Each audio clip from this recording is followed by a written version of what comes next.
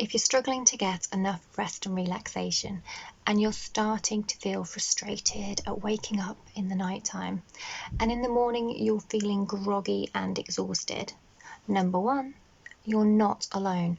39% of UK adults sleep less than the recommended number of hours. And number two, I want to show you all the best tips to help you wake up feeling rested, clear-headed, and focused by getting the very best rest and relaxation. I'm Gillian of Gillian Mac Essentials. I'm a life and wellness coach helping clients achieve their wellness and business goals. Getting the right amount of rest and relaxation is what we all need. The Sleep Foundation says that between the ages of 24 and 64, we should be getting 7 to 9 hours of sleep. When we have a great night's sleep, we feel when we wake up rested, alert, focused, and energized. And we also benefit from our memories being transferred from short-term to long-term memory. And also, our toxins are naturally cleaned away. Sleep also helps our genes, and it helps our genes in a really supportive way by eliminating the unhealthy cells. Sleep is an incredible tool to support our health and wellness, and it costs us absolutely nothing. Today we're going to be looking at 20 tips to help your rest and relaxation. When trying new habits, please be patient when you're looking to see the results, because some of us do see the results immediately, and some of us it does take a little bit of patience. And you may wish to try maybe a few tips at one time, and then you might want to build up to include some more. So have a look at that and see what's right for you. Right, so let's explore the tools we have available to promote the ultimate rest and relaxation. Number one, essential oils. Place your essential oils where you need them. For calming and relaxing support, essential oils do need to be where you're going to be using them. So don't wait till you're in bed before you remember you forgot to bring your diffuser upstairs and the oil that you wish to use. Have that ready. Have it upstairs already with the oils next to it. Have your special sleep roller that you use next to your bed as well. In my house, I've got a diffuser upstairs, and with the supportive oils are next to them. And also, I've got a little roller as well for my little boy when he needs a little extra support for his sleep. And he's got the hibernation blend on his bedside shelf.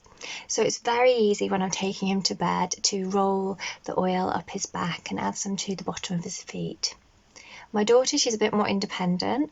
She likes to reach for her own roller, so she reaches for the children's oil, the Calmer blend, and does that herself. My hubby, he actually gets a lot of congestion in the night time, so he's always got his breathe stick next to his side of the bed, and so he uses that every night, and it's really great because it uses the air blend, and this is really wonderful to give you the feeling of clear airways. And it also helps me get a good night's sleep too, because there's less snoring for sure. So for me, alongside the diffusing, I actually find Serenity soft gels really supportive. And I especially use these if I'm needing a little extra support to help my rest and relaxation. So, and this is especially when I've got a lot going on and I want to calm my active mind. And I reach for my vetiver oil. This is another one that I use. So I'd use the Serenity soft gels, take one of those or two of those, and I'd reach for my vetiver oil because it's especially relaxing and grounding. It's a root oil, and it also has natural sedative properties. So when my mind's got loads of thoughts going on and I just really want to slow all that down and just help me find rest and relaxation, I'll add a drop of vetiver to the palm of my hands, and I'll do the cup and inhale where you cup your hands over your face and you do 3 deep inhales, and I'll do that to help and support my rest and relaxation. Less stress, Now, this is really powerful because by reducing our stress, our strains, and our worries, it has a really positive effect on our ability to rest and relax. Now, stress does have a place as it helps us power through to complete those deadlines and work tasks that we do have. But we cannot stay in a state of stress too long, as it does put a stress and strain on our body. And there's just a few ways to help reduce our stress, include taking exercise, to even taking a break, just changing where we are, getting a change of scene, and also meditating. There's so many ways that you can reduce your stress and strains and worries, and that's just a few. Self-care. Supporting your own health and wellness. So the World Health Organization defines self-care as the ability of individuals, families, and communities to promote health, prevent disease, maintain health, and to cope with illness and disability with or without the support of a healthcare provider. So basically, being proactive in your own health and wellness. So self-care covers such a wide variety of things. I know some people often associate it with putting on a face mask and having a home spa day, but it actually covers so much more than this. It covers physical care, being proactive ourselves with our physical wellness. So this even includes seeing a doctor when we need to, which is really important. Spiritual care. And one example of this is to meditate. Emotional care. Even talking to a friend and putting the world to rights classes as emotional care, and that's a really great thing to partake in. Mental care is to stimulate our mind, perhaps learn something new, attend a class, or take up a hobby. Number 4, healthy diet. Eating a balanced diet and making good choices where you can. So one study revealed diet had a profound effect on the quality of sleep and also waking up in the night. The participants' sleep was worse when their food choices included less fibre, more sugar, and more saturated fats. Number 5, exercise. Now the NHS recommends that we take part in 150 minutes of exercise each week. So this works out at about 20 minutes per day. So why should we exercise? Well, just one good reason is that research shows that physical activity can boost self-esteem, mood, sleep quality, and energy. And it also reduces your risk of stress, depression, dementia, and Alzheimer's disease. Exercise comes in many shapes and forms, from high cardio to gentle tai chi and yoga. There is a type of exercise to suit most of us, and the simplest of all is walking. For all our high energy activities, earlier in the day is most suited, and for gentler exercise, such as yoga, they're perfect for the relaxation as part of our wind down routine on an evening. Number 6, less booze. Reducing our alcohol intake is helpful for our rest and relaxation, and it's especially helpful 1 to 2 hours before we go to sleep. Now I know it's a tricky one, and I understand an unpopular one too. Having alcohol on the evening, we often find, does make it easier to go to sleep. However, the research shows that the quality of our sleep will suffer. And sadly, without the quality of the deep sleep, the wellness benefits are severely reduced in our sleep. Number 7, relax. Just in the same way as an athlete gears up for a race by warming their muscles, by stretching and getting themselves ready to run. For sleep, preparation helps too. With sleep, it's more for a wind down routine. So by doing this 1 to 2 hours before bed, it's really helpful. And there are a few ideas that might help here. So perhaps you could take a relaxing bath and be sure to add Epsom salts for the wonderful magnesium properties. And also be sure to mix in a couple of drops of your favourite calming or grounding essential oil. Or even, how about cozying up with a book by your favourite author? Number 8, stimulants.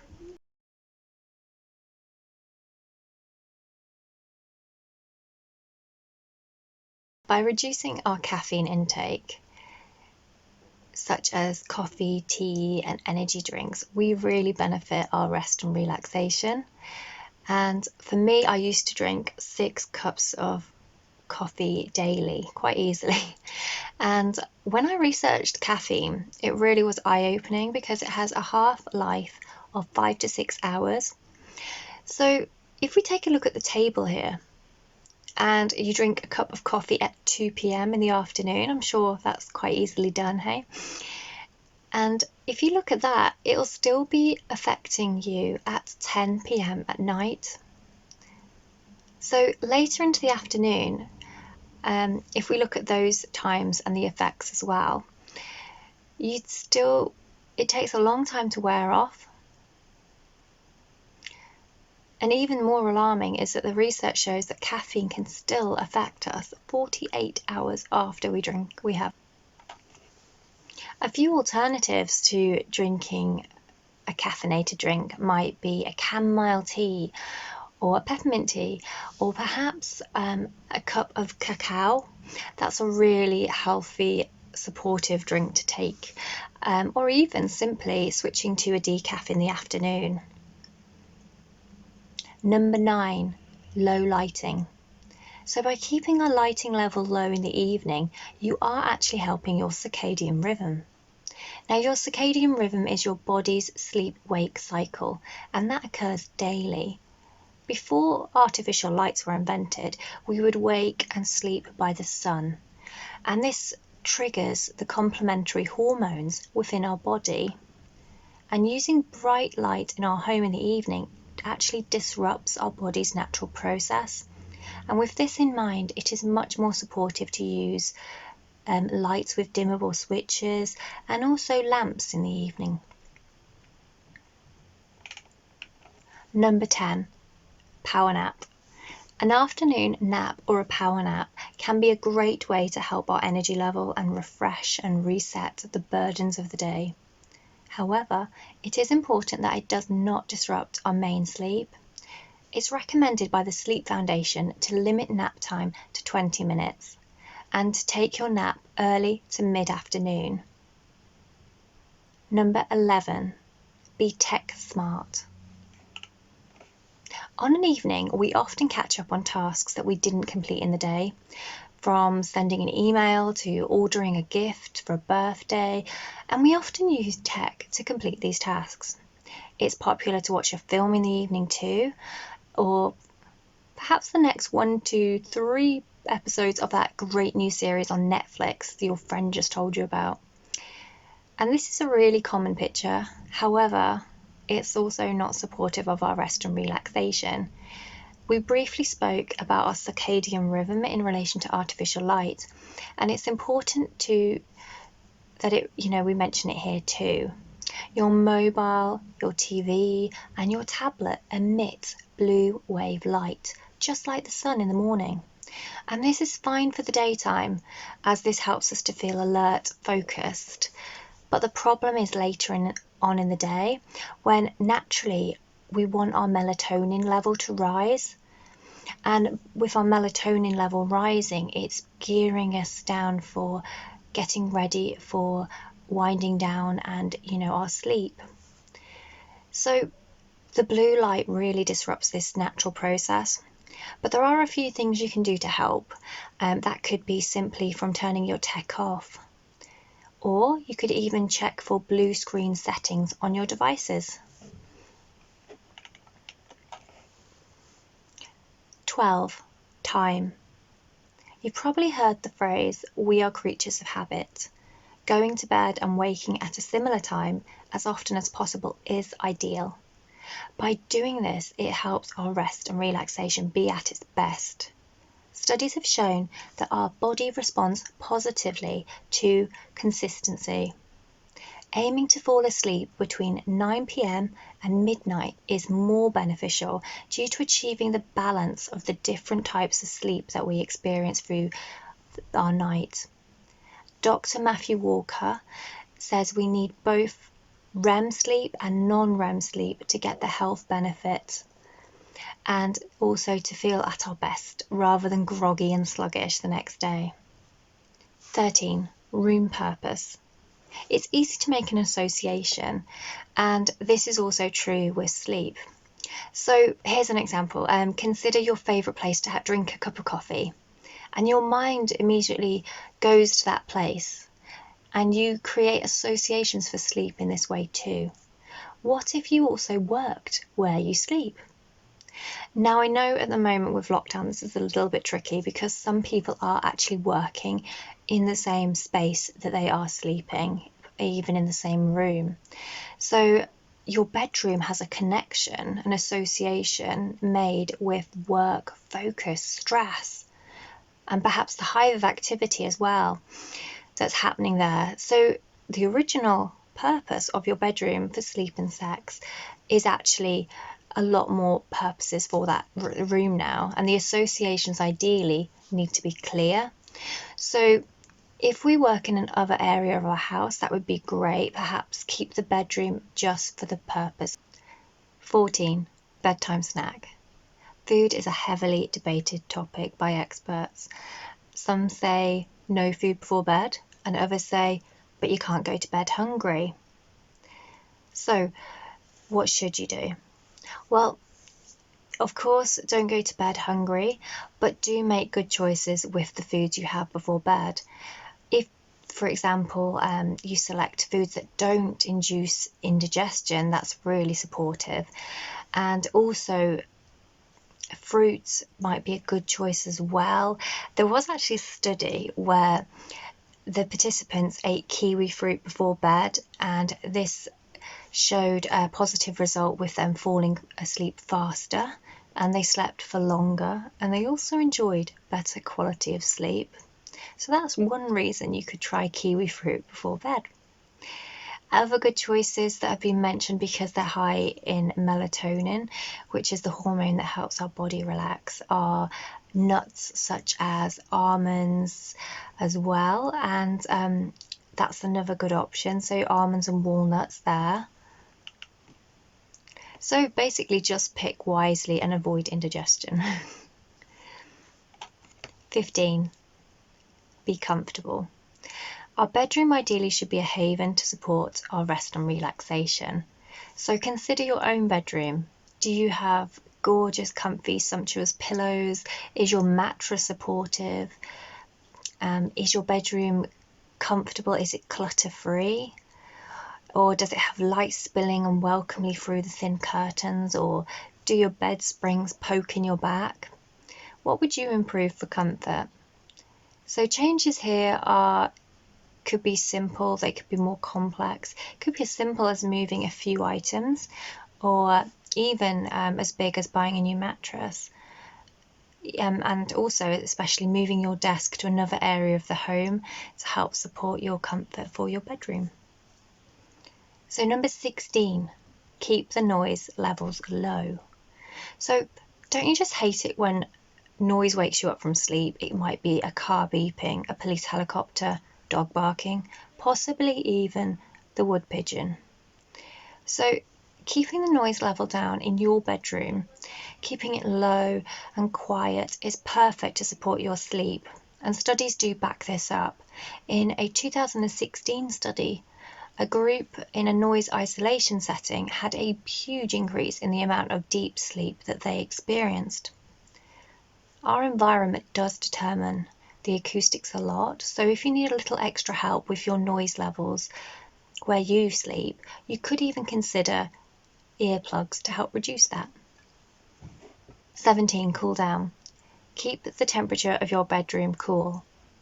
The best bedroom temperature, according to the Sleep Foundation, is 65 degrees Fahrenheit, which is 18.3 degrees Celsius. Now, this is going to vary between person to person just a little, but most doctors are recommending the thermostat be set between 60 to 67 degrees Fahrenheit, so that's 15.6 to 19.4 Celsius, and that's for the most comfortable sleep. 18. Sleep remedies. Keep it natural. We see a lot of options for sleep remedies, and many people try these. But by choosing a more natural option, we're choosing an option that works in harmony with our body.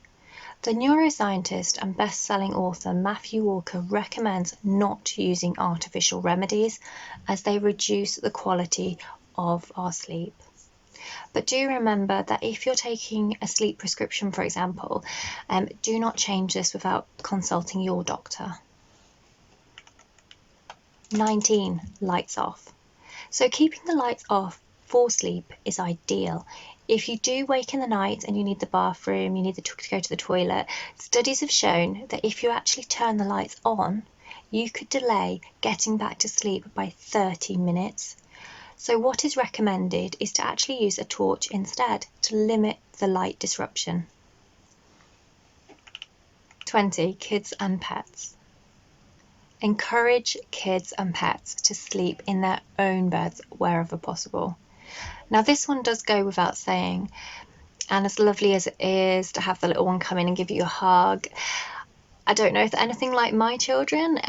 They will be chatting about Star Wars and asking you lots and lots of questions, and you really don't get any sleep at all. And pets equally can disrupt your sleep as well. So if at all possible, do make sure they sleep in their own bed or their own room. So I'd like to know if you've got some great ideas from the top 20 here, and how you're going to be using these tips to support your rest and relaxation. Get your copy of the checklist. It's free and it's going to help and support your rest and relaxation. So why not tick off all the ones on the list that you already do and pick a few that you haven't tried yet, and then revisit in a week or two and see what your score is again. See you on the next video, guys, and sleep well.